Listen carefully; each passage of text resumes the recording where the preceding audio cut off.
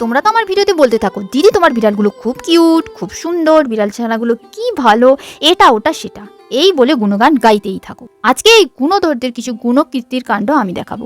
তোমরা তো আমার এই শাড়ির ভিডিওটাতে দেখেছো বাবুদের কাণ্ড কারখানা। দুজনে মারপিট করবে, তাও আবার কোথায়, আমার কোলে বসে।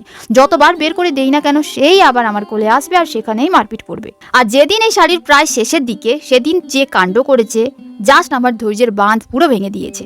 এক তো ওই দিন শনিবার, আমার ওই শাড়িটা ডিসপ্যাচ করতে হবে সোমবার, তাই যেটুকু বাকি আছে আমাকে শনিবার রাতেই কমপ্লিট করতে হবে। আর রবিবারে আমি সারাদিন প্রায় অন্য কাজে ব্যস্ত থাকি, ক্লাস থাকে।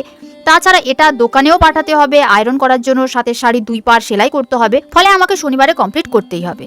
এদিকে রাত পোয়ালে রবিবার, মানে সকাল সকাল ক্লাস। এত সব ব্যস্ততা নিয়ে আমি আমার কাজ করে যাচ্ছি। আর শাড়ি বানানো কঠিন নয়, কিন্তু কষ্ট এই জন্য কারণ এতে খুব ধৈর্যের প্রয়োজন হয়।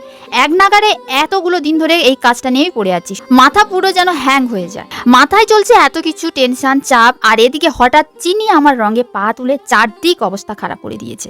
আর ওই পা নিয়ে চারদিক হেঁটে হেঁটে আরো বেশি ডিজাইন করছে। ভাগ্য ভালো শাড়িতে পড়েনি, না হলে যেটুকু ধৈর্য ছিল তাও আবার পুরো শেষ হয়ে যেত।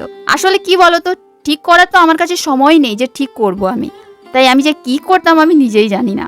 সেই মুহূর্তে কাজ বন্ধ করে সমস্ত মেজে পোছা লাগালাম ভালো করে। এদিকে আমি পরিষ্কার করছি, ওদিকে আবার ওই রং পা নিয়ে ডিজাইন করে যাচ্ছে। তাই বদমাসটাকে ধরে ওর পাকে ভালো করে পরিষ্কার করলাম, তারপরে বাকি সব করেছি। তখন বাজে প্রায় রাত 2:30।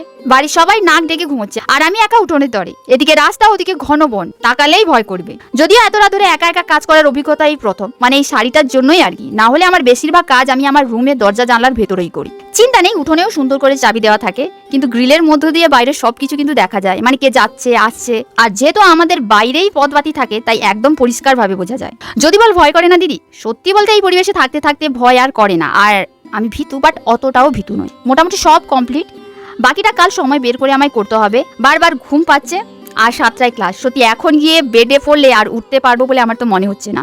শেষ বললে তো শেষ হয় না, শেষের পরেও অনেক কিছু থাকে। এই যে উঠান, রং তুলি, এটা ওটা পড়ে আছে, সে সবও যে যার জায়গায় রেখে আসতে হবে, না হলে কালকে ক্লাস করাতে পারবো না। রবিবার বাড়িতে যে ক্লাসটা হয় সেটা এখানেই হয়। সত্যি বলতে যদি একা বসে থাকতাম, কোনো কিছু না করতাম, ভয় করতো। যেহেতু কাজ করছিলাম, কাজের দিকে ফোকাস, আর ভয় লাগেনি। তাছাড়া এরাও আমার কাছে আছে, একজন আমার বডিগার্ড আর একজন আমার নাইট গার্ড। এদেরকেও রুমে গিয়ে রেখে আসতে হবে, না হলে হুড়োবেলান মেরে ফেলবে। আমার হয়েছে যত জ্বালা। আর এদের মাকে দেখো, বাচ্চাদের কোনো খোঁজ নেই, নাক ডেকে ঘুমোচ্ছে। মানে আমার ওপর যত দায়িত্ব। মাঝে মাঝে মনে হয় আমি যেন এর বাচ্চাদের আয়া, আমাকে বেতন দিয়ে রেখেছে, এদের পায়খানা করানো, খাওয়ানো, দাওয়ানো, মানে সমস্ত কিছু দায় আমার। যাই হোক, আজকের এই ব্লগটা কেমন লেগেছে জানিও। ভালো থেকো, সুস্থ থেকো, দেখা হচ্ছে কালকে।